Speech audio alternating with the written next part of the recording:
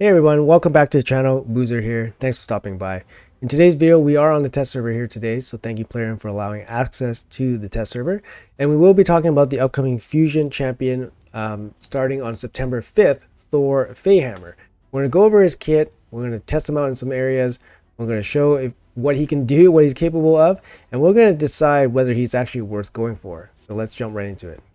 Alright folks, so Thor is a barbarian just like all the other Asgardians. In this Asgard Divide content drop, there he is. Thor Faehammer is part of the Barbarians, of course. He is magic-based, attack-based, damage-dealing champion. Base stats look decent for a damage dealer, 105 speed with the boosted crit damage. He has a little bit of accuracy as well. HP is as expected from a damage dealer, and decent attack stats. So no surprises here from his stats, which is a good thing. Let's check out his kit here real quick. A1, double attack, 20% chance to repeat the attack. Each hit decreases the target's turn meter by 10%. So in my previous preview video, I compared this move to kind of like Visix, and it is kind of like Visix. Visix has a double hit, 15% turn meter drop, but no chance to repeat the attack. So that's a little bit special for Thor. Makes this potentially, pretty high damaging, potentially pretty high multi-hitter for an A1. His A2, 3 turn cooldown when fully booked. Only 3 books here. 2 books on his A1, so far only 5 books. But yeah, 3 turn cooldown on AoE seems reasonable. After hitting the first enemy, will hit each other enemy in random order. Following the initial hit, each hit will increase the damage inflicted by 25%. Stacks up to 100%. So basically the last enemy getting hit is just getting smashed with an extra 100% bonus for damage. I mean, that's pretty insane, right? Will ignore block damage and unkillable buffs. Doesn't work against bosses. That seems fair. Not everybody will have block damage or unkillable, but if he was facing another enemy team in arena and they had Odin, for example, then block damage wouldn't stop Thor from breaking him with his A2. So that's kind of cool. Cool little theme here we got going on. His A3, again, 3 turn cooldown. A couple more books in here, 5 books. So we got a total of 10 books for Thor. Seems reasonable, and it's going to be a 3 turn cooldown, another AoE. Good, love to see it. Self buffing, so before he attacks, places increased attack and increased crit damage on himself. Love to see it. Those are the good ones. Increased attack and crit damage, so now you don't need a increased attack buffer on your team to make him useful. Has a 75% chance up to 100% chance of permanently decreasing the resistance of each enemy by 10%. Stacks up to 50%. I mean, that's, it's pretty strong because it's kind of it's permanent, but permanent, for example, for a Hydra head, it goes away when they die, so then it's gonna come back. But it's a pretty big, big reduction, right? 50% reduction in resistance is pretty big. Like if they started with 400, now they're down to 200, and now they can't resist anything, for example. So it is pretty strong, right? But it's only a 10% reduction per hit, so it's not going to be happening super quickly. And then the second part has a 75% up to 100% chance of placing the big decreased speed on all enemies. That's a really nice part of his kit. It makes him more versatile, not just as a damage dealer, but also a debuffer as well. But of course, if you want to gear him to place debuffs, you're going to take away a little bit of his damage. It's kind of a give and take, right? So we don't know his role right now. Is he a damage dealer, or is he a debuffer, or is he kind of like a mix? We don't know his role right now. And yeah, like I said, he has a little bit of a debuff chance in his book, so you got to book him out to make sure he goes to 100% chance on that. His passive is also interesting. Sky Rupture. Every time this champion deals damage, increase the thunder counter by 1. Stacks up to 10. So at 10 thunder counters, he attacks and then can stun everybody for 1 turn, and then he resets the thunder counters. The thunder counters also give him extra crit damage, so the more, the higher the stacks he has, the more crit damage he has, more damage he's going to deal. It's actually really cool. There's no cooldown on this, so it can go buck wild, and it's every time he deals damage. So it's going to be really cool to see what he can do. We got a lot of things to test out, especially with this passive. What constitutes as damage? Can you exceed the 10 stack on 1 move? That's actually something I'm interested in finding out. And how much damage does this AoE actually do? Like, is it going to be insane? So yeah, there's lots of questions around this move. The rest of his kit seems relatively straightforward. This move could be interesting to see it in action as well. Ally attack in all battles. Very, very good. Generic, universally good aura as well. Buffs himself if he needs to. Very good. On paper, very good champion. Honestly, very good champion on paper. We gotta see how hard he hits. And if he can hit hard. And if this move is crazy or broken in any kind of weird way. So let's jump into it. Super exciting to see. Alright, so the first thing I want to test out is his Sky Rupture passive ability. I want to see if his counters can be exceeded. So if his 10 counter can be exceeded on the same move and then basically like carried over. It might be difficult to test, so I'm going to try it out here in Spider 20. And let's see what this can do in terms of testing it. So we have 2, 4, 6, 8, 9. We have 9 targets here. So we're going to gain 9 stacks on this. I wish it showed a counter. That would be nice. So let's kill everybody. So that's damage dealt. So that's 9. That should be 9 stacks, right? That's 9 stacks, guys. 9 stacks. Okay, so I'm going to use this AoE. If I use this AoE, that's going to give me 2 extra stacks if this works the way I'm thinking. It might not. I just want to test if it does or does not. So let's do this. So I'm going to hit these 3. That means I'm at 12 stacks, which means I'm 2 over. So that, you know, his passive triggers. So I'm at 12 stacks, right? So I only need 8. I only need 8. So 2, 4, 6, 7. So I'm going to double hit here. So now I should be at 4. If this works the way it does, I should be at 4. 2, 4, 6, 8, 9. So if I do this, then I'll be at plus 3. That's too much. So I'll be at 4. This would be at 6.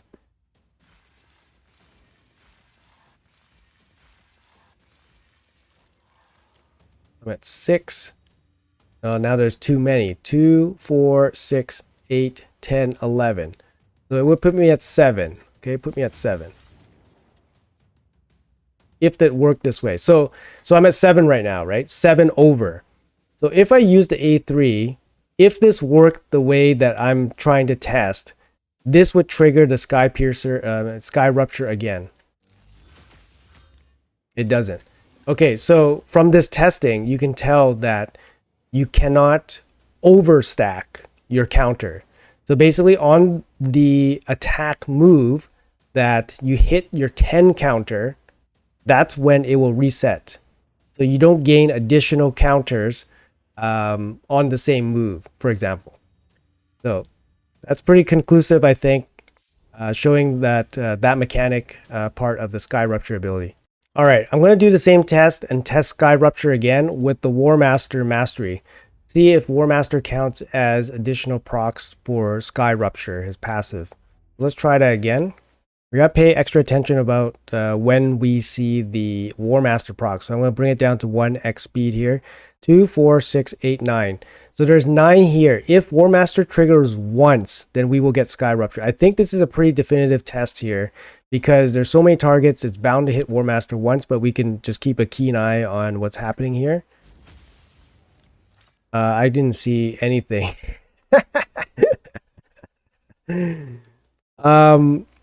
But yeah, I mean, we can basically conclude. Okay, let's try it again. Let's try it again.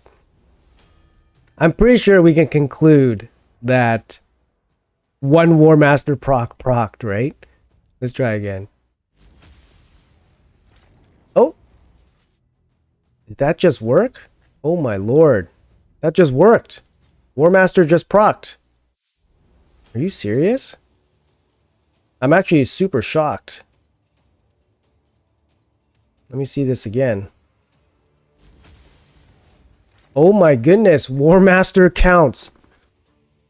Oh my goodness, this is actually a massive finding on my part. I don't know if somebody else tested this. I think, yeah, War Master is proccing. Oh my lord. 2, 4, 6, 7. I mean, it would have procced here anyways. But actually, that opening sequence, am I misreading this? Let me think. That opening sequence here. 2, 4, 6. there's nine targets, so it should never trigger if War Master doesn't count. War Master triggered and his passive triggered. Wow, that's massive. Okay, that's huge. I don't know if that's intended or what, but that's pretty insane, I think, in my opinion. Naturally, we have to test Giant Slayer as well, so just making sure our testing is complete. Just test Giant Slayer as well. It should 100% work, of course.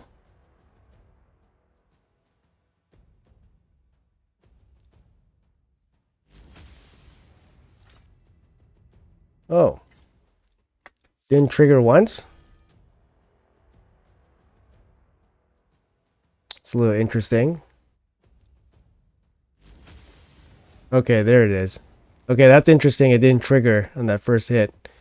Alright, let's see what this guy can do in some dungeons. So I'm going to put him here with... just by himself. Let's do it by himself. We're in stage 10 hard dragon, so let's see what he can do here.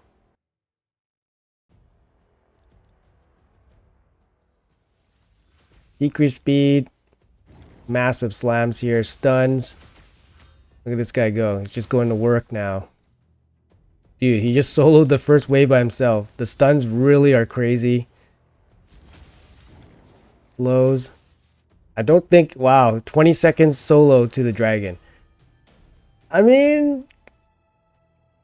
I don't know what to say, man. Like, that's really good. That's really good. That's really good. Obviously the stuns are really good at, you know, just locking down the waves, and then obviously slow, and then the multiple slams. He killed everybody so fast. He killed everybody so fast. Let's take a look at that again. Slow it down. Decrease speed, and then the ricochet damage. You know, I'm seeing 200k hits. The Sky Rupture is a bit weak though. Man, there's so much stuff going on. I can't even see what's going on, but there's so much damage popping out here. Sky Rupture for about 40k. But his A2, that ricochet, that hammer ricochet move is just massive. Like the damage compared to his passive or his A3 is just really insane.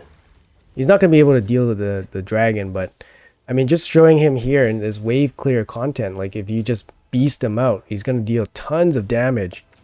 He also has a little bit of CC in his kit, so it really, really helps as well. Let's see what he can do in Hydra, and that's going to be the best place for this guy. And that's kind of what I've kind of geared him out to do, the content-wise. So I kind of have him in this particular team.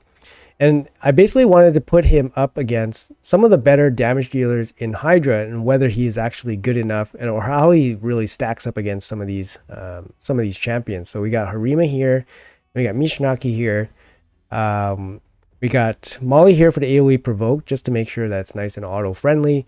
We got Podrick here to give us all the buffs, the cleansing, Terminator boost. Eostrid here for Terminator boost, speed up, speed down, and weaken, which is really good. AoE decrease defense, and Hex from Mishinaki. So Mishinaki is going to get the bonus from having all the Hex damage for himself. And yeah, so nobody else has Hex on this entire team. So Mishinaki is going to get a bonus there. But let's see how he goes by himself. Let's manual a little bit here, and let's see how it goes. All right, let's see what we can do here. So set up here. The Ostrit's gonna go. All right, decrease defense and provoke landing. All right, so Mr. Hammerman. So Hammerman's going to increase crit damage himself, and he's gonna, I guess, decrease speed. Everybody, sure. Decrease speed and. Interesting. You know what?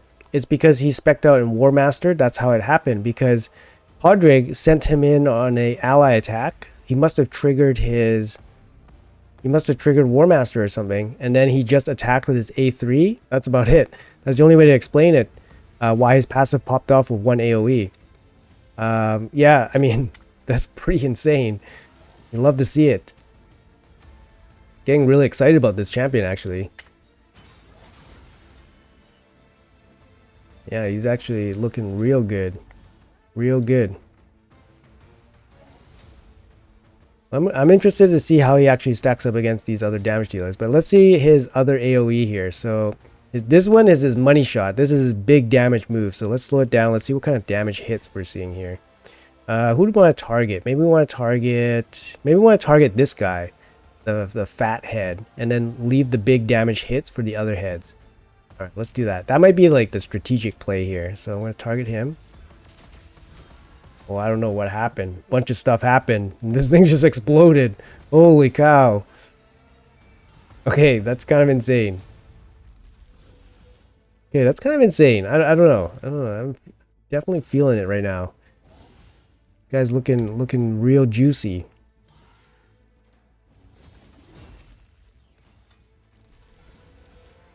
All right, buff again. Then big slam. Trigger. Passive too. Ooh. It's just like the passive doesn't deal a lot of damage, but if it's popping off, then it's gonna ramp up, right? Wow, this is real nice. You know what? His A1 hits pretty hard too. And especially if you chain it off a bunch. Yeah, his A1 hits really hard. It's like 400k per hit. And Harima's doing one hit for 600k. So he's already slamming harder than Harima's A1 with just his normal A1 on just 2 hits. And he has a 20% chance to hit again. His A1's really good. We can test it out here again. Hit. Yeah, 600 hit per hit. Yeah, it's pretty crazy. Pretty crazy, actually. Okay, he's definitely pretty crazy. Like, Harima's A3 is only hitting for 400-ish per hit. It's basically the same as his A1. Wow.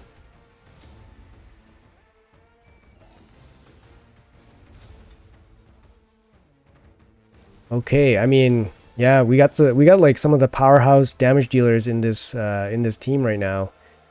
Let's see what this can do again. Let's slam. Actually, we have every buff up. Let's use the A2 as often as possible then. Oh, 2 million. Did you see that 2 million hit here? Oh, that's massive. 2 million hit here on the decapped head.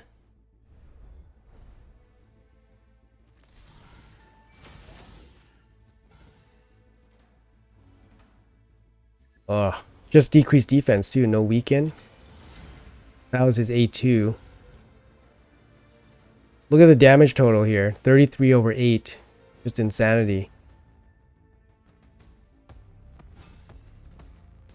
A1 from Harima here for about 600. Okay. Got feared. Sucks.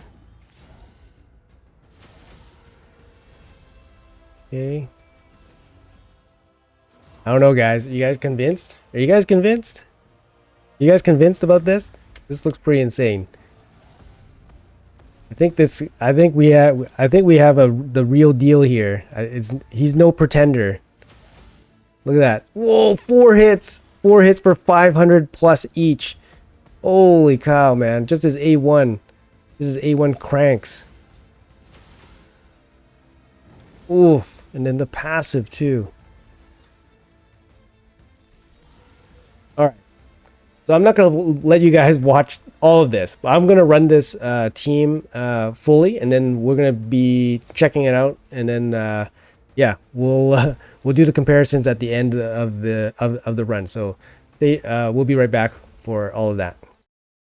Hey guys, welcome back. So I finished off some of the testing for the runs, and let me say I got kind of carried away with the amount of runs that I actually did. I was really interested to see what Thor could actually do, and man, oh man, I'm so hyped. I'm so impressed by what this guy can do. Let me show you guys all the runs I tested, and keep in mind these are all done on the test server here. So here's the first run with Thor. I can show you guys his gear set after this, but basically in this build, he is built in just a standard lethal set, and he is doing 311 million damage, more than Mishinaki here. And Mishinaki is the he's not the only hex dealer here. He is splitting hex with Ugo. That's why Ugo's doing 80 million.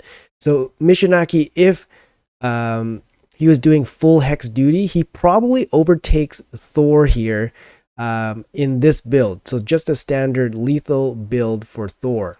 Keep in mind that this team does have Shimeo, and it does run Mishinaki in the lead with the defense aura. However, I did that because Mishinaki doesn't have defense, increased defense in this team, and Thor can increase attack for himself. So I thought it wasn't really fair, but I guess Inquisitor Shimeo boosting Mishinaki in the lead position to give him more turns and more damage probably isn't a fair comparison. So I did alter the team slightly, and I ran the team again. Keep in mind, this is full turn meter, 1 hour spent doing this, full auto, of course. So the next team here, I swapped Molly to the lead so that there was no advantage for anybody, no auras or anything, and I wanted to get an increased defense champion here, so I subbed in Podrick, removed Shimeo. Here, Mishinaki does 374 million, Thor doing 416 million. They are on even footing right now, and Mishinaki still has some of the hex duty on him. Ugo is sharing some of the hex damage. So if Mishinaki took the full hex damage on from Ugo, Mishinaki would overtake Thor. But from a pure damage standpoint, Thor is doing more damage than Mishinaki, which is actually bonkers because you guys realize how crazy Mishinaki counterattacks all the time. Thor is just doing insane amounts of damage. This is on a standard lethal build. I'll show you guys the build here after this. The crazy thing was, even after 2 runs, when I first started testing Thor, this 800 million run and then this 976 million run, I realized Thor wasn't even fully booked. Thor was not fully booked in both of these runs, and he's already out damaging Mishinaki, even with partial hex damage contributions from Mishinaki. Thor is actually absolutely insane, so of course I booked him out and I ran another run. And this was the result of that 3rd run. And then he deals even more damage, 492 million damage. Mishinaki, 398 million. Again, sharing some of the hex damage with Ugo. But Thor is dealing way more damage after those books and cooldown reductions here as well. Again, this run is in just a standard lethal build. So here is another run. I decided to run Harima in here instead of Ugo, and in hindsight, I actually think this team is actually way worse because it doesn't bring any block buffs. But I did just run an auto, and it didn't make it to the 1500 turns. And just to see here, Mishinaki taking the full hex damage for himself, 430 million versus Thor, 460 million. So even with hex damage incorporated into Mishinaki's total damage, Thor is dealing even more damage than Mishinaki. And we know how crazy a damage dealer Mishinaki is. Thor is absolutely insane in this content. It's just insane, and Harima is nowhere to be found. 200 million from Harima only. Obviously, no slouch, but no comparison to Thor or Mishinaki here. This run in particular, I did run Thor in a 6-piece Merciless set, which should be the best or one of the best sets for Thor since he gets the cooldown reductions on his AoEs, which gives him more damage. So it should be one of the better damage dealing sets. The other runs I put here were just standard lethal sets, and he is still doing insane amounts of damage. So Merciless would only increase his damage moving forward here. And then lastly, in the gameplay footage that you guys saw me use Thor in, I played him in the same team as I did the 1.14 billion damage, but here I did get some bad RNG and I did fail early. But the big thing I wanted to test in this team is that Thor was using War Master instead of Helm Smasher. All the other runs I was using Helm Smasher. In this run I was using War Master just to proc extra Sky Ruptures. And you can see here Mishinaki's damage actually overtakes Thor's damage. So it does seem that Helm Smasher is stronger for Thor even though he gets more Sky Rupture procs from War Master. Keep that in mind, guys. Obviously, this is a 1-run test, but it seems like it's definitely something to look out for, whether War Master or Helm Smasher is better for Thor. But in this singular test, it looks like War Master is slightly worse because the additional damage you get from Sky Rupture does not equal the additional damage he loses from Helm Smasher. So I'll show you guys the builds here real quick.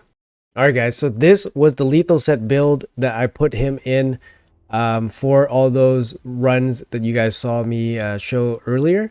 So obviously it's no slouch of a build. 4-piece lethal with 2-piece crit damage, 281 speed, big speed on him with the big crit damage here. Keep in mind on the test server we do have a 5-star blessing, and also keep in mind there likely is a Hero's Path or Titan event probably for the Fusion 5-star soul. And I think for Thor, absolutely positively, he is going to hugely benefit from a 5-star soul. So 100% go for that if you guys are planning to go for this fusion. Look at his total stats here. Just enough accuracy for hard difficulty. Obviously, if you want to place decreased speed on a higher difficulty, you're going to need a little bit more accuracy. But 260 fits perfectly for hard difficulty that I ran him in. Refresh accessory actually works pretty good because you want his AoEs back. The other thing that works pretty good for Thor actually would be a revenge accessory. So the accessory that allows him to deal extra damage, 5% chance to counterattack when he gets hit. Unfortunately, I didn't have really good ones. I had these ones, but they didn't really work with the sets. And I can't really change them or anything. I mean, I can probably upgrade this one to use as a amulet. I think it would help Thor quite a bit, get more attacks in, get more damages in towards his Sky Rupture ability. So I think it's a good accessory if you guys have it. But this is the build here. Obviously fully booked. Nature's Wrath is going to be really good on him. If you have a little bit of accuracy, he's going to ramp up this damage real quick. If you have a 6-star on him, probably go for Crushing Rend, but maybe Nature's Wrath might actually be better for him as well. It might be pretty close. It depends on what Hydra difficulty you use him on. If you use him for Nightmare difficulty, Crushing Rend's probably the best, but if you use him for lower difficulty, Nature's Wrath might still come out ahead, but it's pretty close. So keep that in mind when you guys go for 6-star, but up to 5-star, I think Nature's Wrath is a clear winner here. Masteries, for this test with the lethal gear, I used only Helm Smasher, and I only tested War Master once.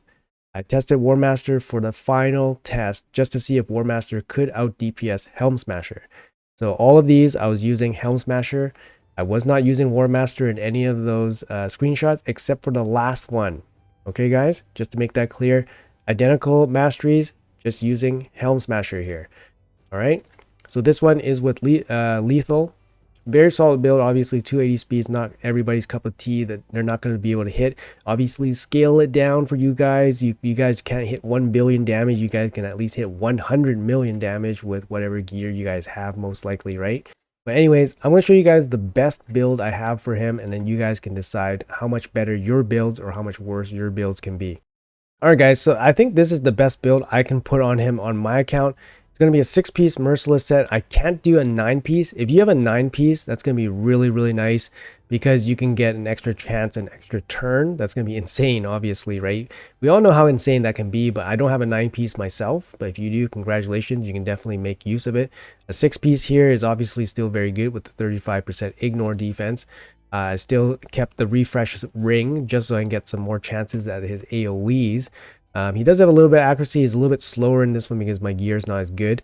I have a bit lower crit damage because I don't have a crit damage amulet in Merciless, or I can't roll it up here on the test server because I have no ores. They took all the ores away from me for some reason, but there's a little bit of crit damage here to be had if I had the proper amulet, for example. You can see here the total stats here. A little bit slower than I liked, but that's basically the best that I can do in this Merciless set on the test server. And yeah, a little bit of accuracy just for hard difficulty, 8k attack. I mean, good stats. Obviously, I would prefer him to be faster, but still very serviceable. This time he's fully booked. Nature's Wrath, same blessings, just Helm Smasher with the Merciless run. Merciless should be the best build for him in a 9-piece set, in my opinion. The other set that actually makes a lot of sense for him would actually be probably Slayer. Slayer would actually make a lot of sense for him because he gets all the turn meter. You get a bunch of turn meter from his AoEs, and then he would get a chance to repeat the damage dealt. Every time he repeats those damage, he's gonna get the Sky Rupture procs, and then he's gonna trigger more Sky Ruptures. It's actually a really good set for him as well if you can land the 9-piece. I guess a 6-piece would work, but it's obviously not as good as a 9-piece. So that's definitely something to consider as well. Obviously, adding cool 2-piece sets like Zeo or Impulse are going to be really cool with Merciless as well. If you can jam those sets in, definitely do that. I mean, if you can't hit any of these premium sets, just go, best stats, right? You just put the best stats you can on this guy. If you have a Savage set, go for that. If you don't have a Savage set, just give him 100% crit rate, as high crit damage and attack as you can with some good speed and accuracy. And he'll do so much work for you. It's actually insane. His Sky Rupture ability actually triggers through fear. I've never seen him get feared when having this ability go off, unless I've been stupid lucky with some of those fear procs. I think this can trigger through fear even if he's feared. It is susceptible to affinities, so he is dealing magic type damage with his passive. So if you're hitting like a force affinity head, it can weak hit. Another thing to note is that his A3 seems significantly weaker than his A2. So it is possible to perhaps build him in a way where he doesn't have accuracy to land his decreased speed, and you basically lock this skill out and then just have your Merciless set trigger on his A2. His A2 is ridiculously powerful. It's probably, in my opinion, like hits twice as hard as his A3, and even his A1 hits stupid hard. And in my opinion, he is a perfect candidate to be paired with Teox. Teox is this crazy lizard faction unity champion that has an insane A1 that sends the ally with the highest crit damage to join up with your team. The ally joining the team would use the default skill, but the damage dealt by this champion and the ally joining the attack will be increased by 10%. The damage scaling is actually insane, so the ally does insane amounts of damage. So Teox sending in a Thor would just be absolutely insane damage, and you would obviously help Thor trigger his Sky Rupture more often. It would just be insane. So I think I don't have a Teox on this account, but if you have a Teox, pair him with Thor. I'm sure Thor would just be absolutely insane for you in terms of overall damage. And like I said, guys, this is the best build I got. It's not really the best build ever, but I think it's, definitely the building blocks for the best build. I think a 9-piece Merciless set is probably the best build possible for Thor. But definitely there are going to be some crazy combinations out there. Like overall, like verdict, is this guy the real deal? Absolutely, this guy is the real deal. I'm so hyped. I can't wait to get my hands on this guy and build him out. Like he's going to go right into my Hydra teams. I think he is going to elevate everybody's Hydra teams. I think this might be like Plarium's kind of like response to, maybe Trunda teams. Maybe bring up more champions that can deal tons and tons of damage. But Thor to me is like better than, he's shown to be better than Mishinaki, like in terms of overall damage, even with the cursed, even with the hex bonus.